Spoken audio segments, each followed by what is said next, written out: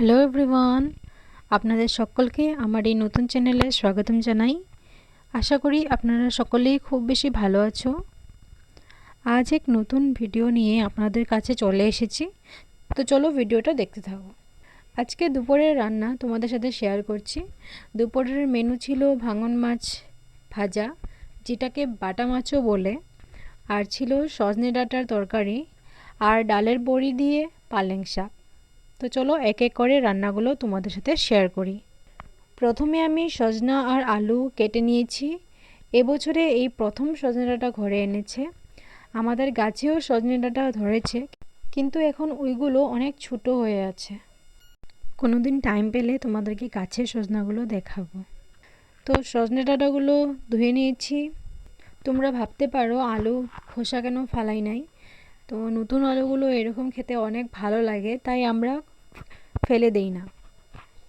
এখন কড়াইতে তেল দিয়ে ফোড়নে দিয়ে দিলাম কালো জিরে, তারপর কেটে রাখা আলু দিয়ে ওর মধ্যে নুন আর হলুদ গুঁড়ো দিয়ে একটু ভেজে নিলাম। এখন সজনে ডাঁটা দিয়ে দিব আর একটু জল দিয়ে নাড়াচাড়া করে ঢেকে দিয়ে দিলাম, যাতে আলু আর সজনে ডাঁটাগুলো ভালো করে সিদ্ধ হয়ে যায়। এখন ঢাকন উঠিয়ে একটু নাড়াচাড়া করে ভেজে নিয়ে ওর মধ্যে দিয়ে দিলাম টমেটো দিয়ে একটু ভেজে নিয়ে ওর মধ্যে দিলাম জল দিয়ে একটু জাল হতে দিব।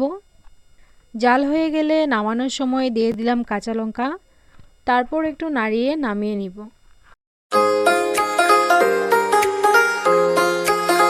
এখন পালেং শাক বানানোর জন্য শাকটা একটু বড় বড় করে কেটে নিয়েছি বেগুন আর নিয়েছি ডালের বড়ি। প্রথমে ডালের বড়িগুলো হলুদ লবণ মাখিয়ে একটু ভেজে নিব। তারপর ওই তেলে একটু তেল দিয়ে ফোড়নে দিয়ে দিলাম গোটা জিরে। এখন বেগুনগুলো দিয়ে পরিমাণ মতো নুন হলুদ দিয়ে ভেজে নিব।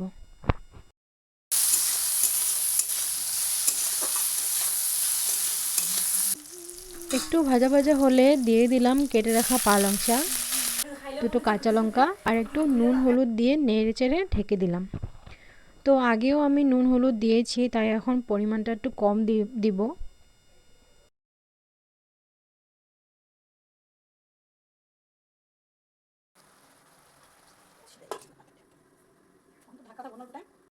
এখন ঢাকন উঠিয়ে ভেজে রাখা বড়িগুলো দিয়ে একটু নাড়াচাড়া করে নামিয়ে নিলাম।